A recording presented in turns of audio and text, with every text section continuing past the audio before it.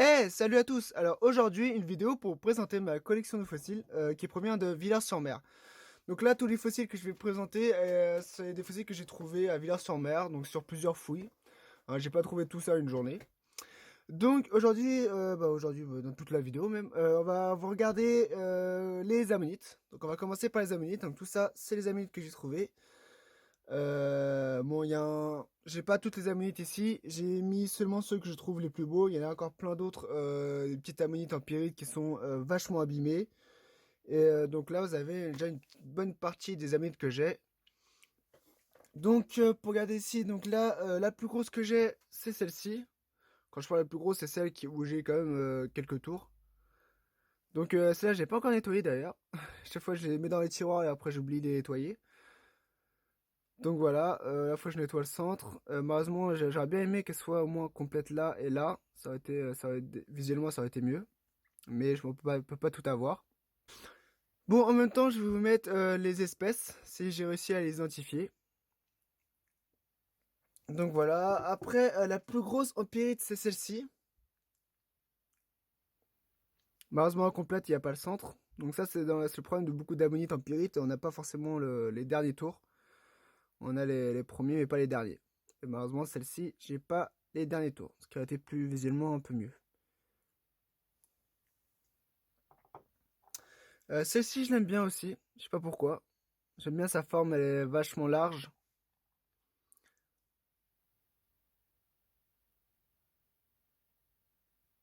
Donc c'est là, ouais, j'ai pas cherché à plus nettoyer le centre parce que je sais qu'il y est pas. Donc les derniers tours. Celle-ci, je l'aime bien aussi. Notamment en fonction de sa taille, hein, elle est pas mal. Et elle est bien conservée. Et celle-ci, vous voyez, on a les derniers tours. Là, on les a. Contrairement aux autres. Celle-ci, ouais, elle est un peu abîmée. Mais elle est pas mal quand même. Donc là, le côté, j'ai pas dégagé.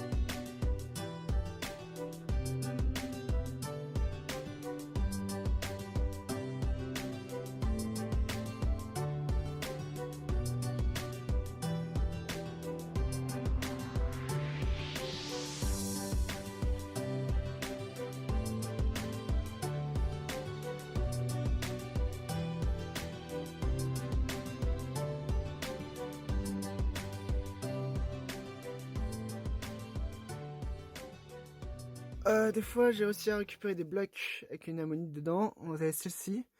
Malheureusement, la mer, elle a vachement... Donc là, celle-là, normalement, elle provient peut-être des Marnes de Dives, si je dis pas de conneries, si mes souvenirs sont bons. Mais vous voyez, l'usure de la mer, il reste pas grand-chose, quoi. Mais la taille était pas mal, parce que l'ammonite fait tout ça. Donc elle est quand même une bonne taille, mais assez mal conservée. Donc j'ai conservé ce que j'ai pu. Mais voilà, c'est tout ce qui reste. Donc c'est pour ça que je l'ai laissé dans le bloc, parce que sinon, elle part en morceaux. Et j'en ai une autre, celle-ci qui est en bloc, j'ai laissé aussi, je vais peut-être laisser dans le bloc, parce qu'elle est incomplète, là il manque un morceau, et il faut que je dégage tout ça. Et bah, il va manquer le centre de la bonite, les derniers tours comme d'hab quoi. Je regarde là-bas, ouais, peut-être celle-ci, je sais pas si je l'ai pas déjà montré. Un peu abîmée. Donc là, il faut se dire que toutes les abonnites, c'était pas une journée, hein. C'est sur plusieurs jours que j'ai plusieurs jours de fouilles, voire même plusieurs années. Sur plusieurs années, donc, mais en une journée, si on cherche bien, on peut en trouver, je pense qu'une bonne dizaine d'ammonites en pyrite comme ça, en cherchant dans les marnes, on peut en trouver pas mal. Donc maintenant, on va passer au bivalve. Donc là, vous avez un peu tout ce que j'ai trouvé en bivalve. Donc, j'ai pas mis tous les griffés. Donc les griffés, c'est ces coquilles. Donc ça reste quand même ce qu'il y a de plus commun à Villars-sur-Mer. Je dois avoir 2 tiroirs remplis de coquilles comme ça, de griffés. Hein. Donc ça reste comme... Moi je trouve ça sympa parce que étant donné leur taille, c'est quand même pas comparé à ma main. Vous voyez la taille que ces coquilles peuvent avoir. Regardez celle-ci. Ça va être une de mes plus grosses que j'ai. Donc que j'ai besoin de nettoyer parce que j'ai pas encore tout nettoyé dans mes collections. Donc là encore, hop, les griffés. Celle-là je l'aime bien parce qu'il y a les 2 valves en connexion, ce qui est plutôt sympa. Donc voilà les griffés. Qu'est-ce qu'on peut... Donc dans ce qui est plus commun, nous avons aussi ceci. Ça c'est hyper commun à Villars-sur-Mer. Hein. Il y en a un certain nombre. Ça c'est des fossiles que vous trouvez facilement avec les griffés. C'est ce qu'il y a de plus... ce qu'il y a de présent en plus grande quantité à Villars-sur-Mer. Donc hop, ensuite on enchaîne avec ces 2 bivalves. Donc je dis pas les noms pour éviter de dire des conneries. Hein, normalement je vous marquerai les noms des espèces comme je l'ai dit précédemment.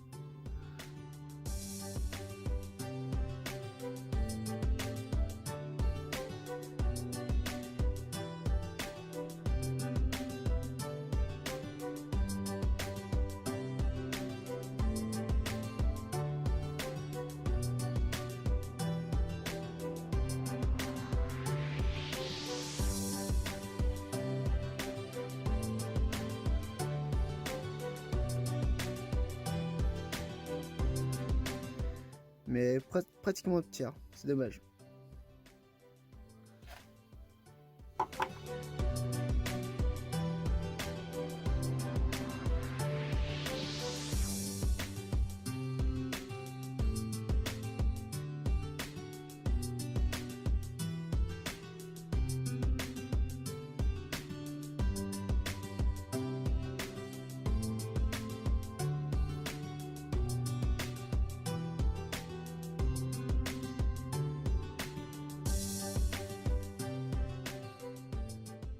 Ça rend bien en fait, je pense que ça rend bien.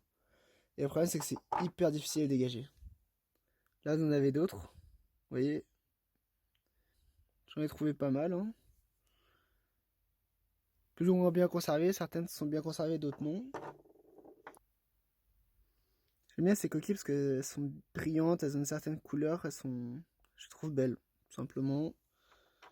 Hop, celle-ci aussi. Celles-ci, elles sont bien conservées.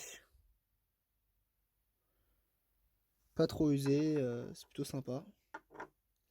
Je crois que la plus belle, c'est peut-être celle-ci. Que je dois encore... ah non, peut-être pas... Ah ouais, non. Au final, cette coquille est belle. Cette valve.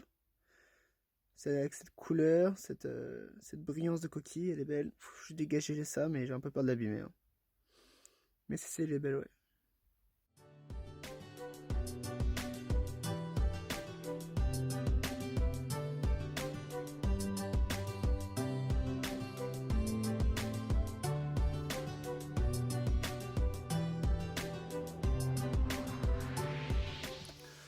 Donc là maintenant on passe au brachiopodes, donc là en haut, et au gastéropodes en bas. Donc je les ai combinés parce que j'ai pas grand chose, parce que c'est pas ces groupes là qui sont les plus diversifiés à Villars-sur-Mer. En tout cas de ce que j'ai fouillé, c'est ce que j'ai remarqué. Donc les gastéropodes, on en trouve moins. Enfin, moi j'ai moins trouvé de gastéropodes que d'ammonites, ou moins de brachiopodes que d'ammonites. Après c'est vrai que je cherche plus les ammonites que les brachiopodes quand je vais à Villars-sur-Mer, mais bon. Donc au niveau des brachiopodes, eh bien ils sont vachement abîmés. Hein. La plupart que j'ai trouvé ils sont complètement déformés, coquilles cassées.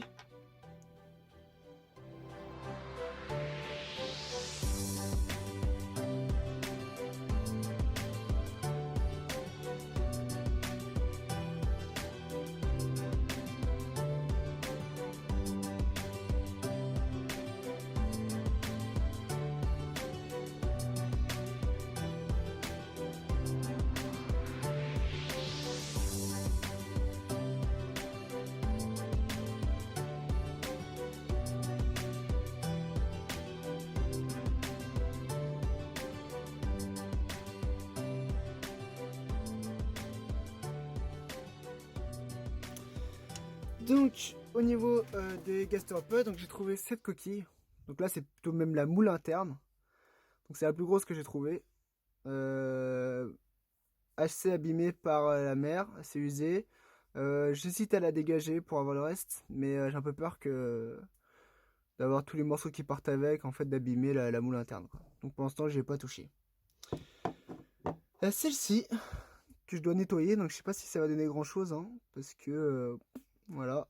Mais ça c'est un gastéropode. Enfin nous avons celle-ci qui est la plus courante dans les gastéropodes à Villars-en-Mer, c'est celle qu'on trouve le plus. Et une autre petite, donc ça je sais pas si je vais réussir à l'identifier, c'est celle-ci. Celle-là c'est pareil pour la dégager, j'ose pas, hein. Je vais la laisser comme ça. Peut-être la mettre un petit peu casser le traçon, on sait jamais, mais voilà quoi. Elle est très trop petite pour voilà quoi. Et voilà. Allez bon, on va passer à la suite. Donc là, nous avons plusieurs choses. Donc là, nous avons échinodermes. Là, donc les oursins. Là, nous avons les crinoïdes, les tiges de crinoïdes. Là, nous avons les crustacés. Et là, enfin, pour finir, il y a les céphalopodes avec les restes de bédénites.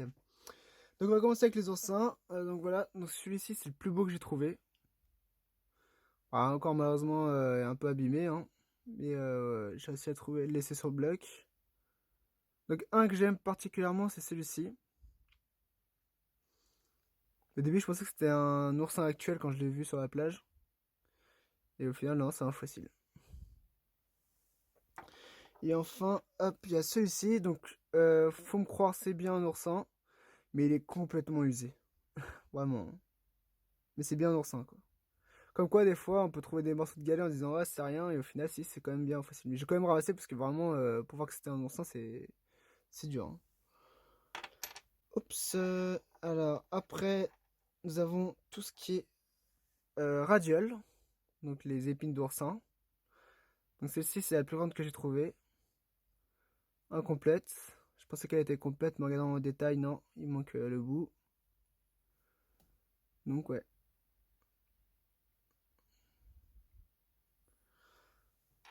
Hop, nous avons aussi celle-ci.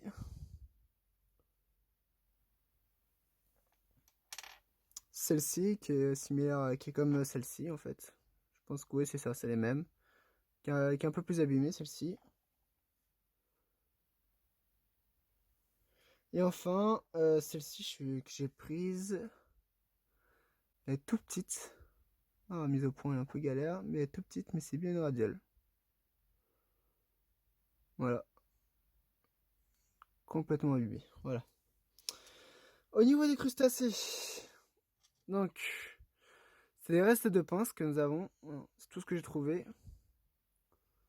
Donc voilà, vous avez 2 restes de pince. Et c'est tout ce que j'ai au niveau des crustacés. Donc celle-ci est plutôt pas mal, incomplète évidemment, mais quand même une bonne taille. Voilà. Au niveau des tiges de crinoïdes, alors là j'en ai quelques-unes. Plus ou moins abîmées, certaines sont pas mal, d'autres moins. Donc celle-ci, il faut que je la nettoie, je la dégage. Mais alors là j'ai un peu peur d'abîmer les épines qu'on peut voir ici. Donc bon, il faut que j'essaie avec la casserole ultrason. Hop.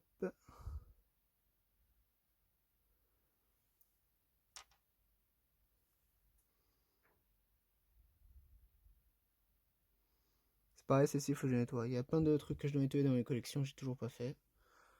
Ça me prend un temps monstre. Et j'ai peu de temps à m'y consacrer. Voilà, donc quelques tiges de crinoïdes. Et enfin, les céphalopodes avec les bélemnites, les rostres de bélemnites. Donc celle-ci, si veut bien faire, voilà, la mise au point. Oh là là, il est chiant avec la mise au point. Donc si veut bien faire la mise au point, hop, donc vous avez celle-ci, qui est la plus belle que j'ai trouvée.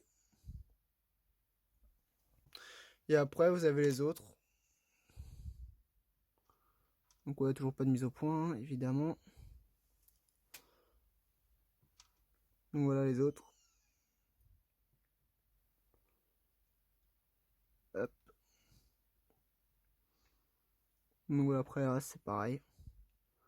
Donc voilà. Donc les tiges de les radieux, enfin, les radieux, je confonds tout. Donc voilà.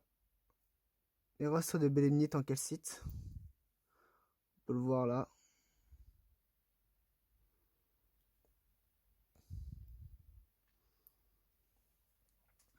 Et ce qu'on peut trouver parfois avec les restes de bélénite, c'est les phragmocones. Phragmocones, si je les prononce bien.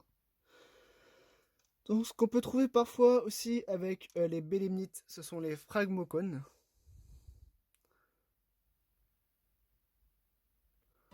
Donc voilà, quelques phragmocones. Ne pas confondre avec les orthoceras, c'est pas pareil. Hein.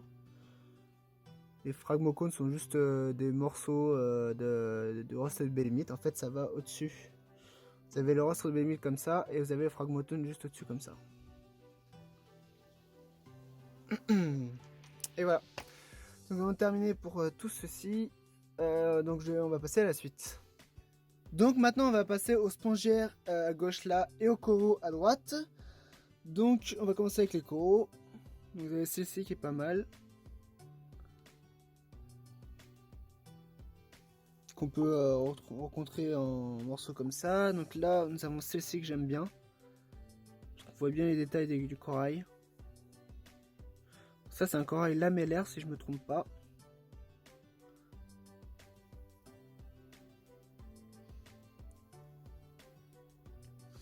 Et enfin, celle-ci, alors celle-ci c'est pas un corail. Je crois que j'ai dit connerie. Ça c'est une éponge, c'est un spongiaire. Donc qui a quand même une bonne taille. Hein. Donc hop, celle-ci, c'est aussi une éponge. Celle-ci j'aime bien parce je la trouve belle. Tout simplement, une éponge qui se tenait comme ça au fond, dans le fond marin.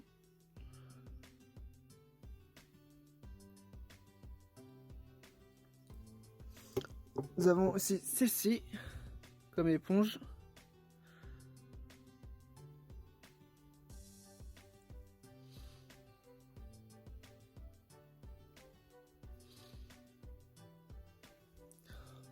Enfin, nous avons ces éponges-là qui sont souvent confondues avec des restes d'ossements. Les gens pensent à des restes d'ossements parce qu'ils voient que c'est assez régulier. Et au final, non, c'est simplement une éponge. On peut le voir normalement avec le centre comme ça. Ça, c'est typique des éponges.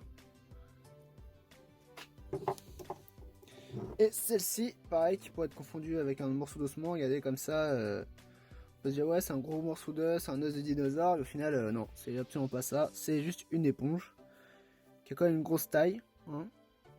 Et encore une fois, ça se reconnaît avec cette morphologie interne qu'on peut observer ici.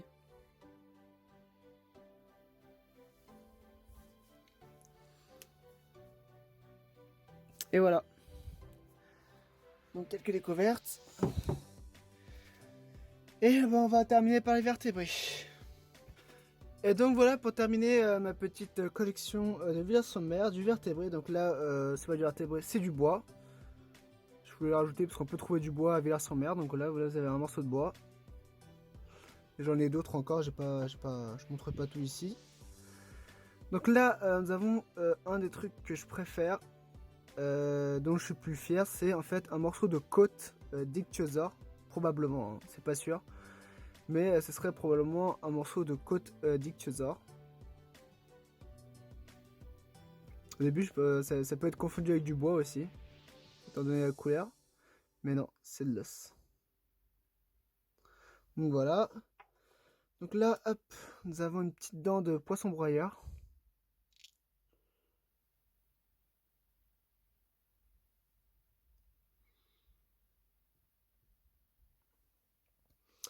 Et pour terminer cette vidéo, une dent de requin.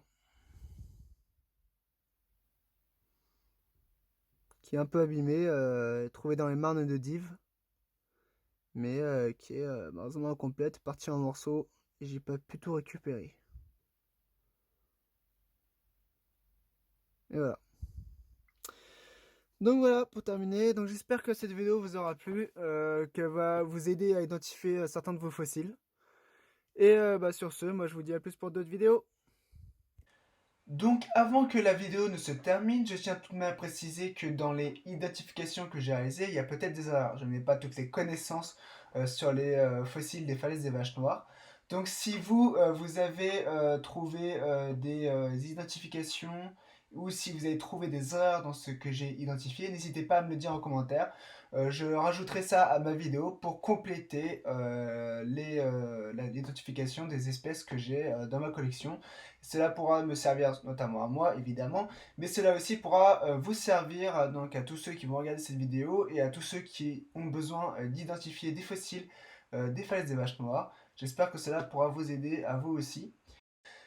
Et dans ma description, il y a quelques liens qui vont vous permettre d'identifier certains de vos fossiles. Et voilà, bon sur ce, bah, je vous redis encore une fois, à plus pour d'autres vidéos.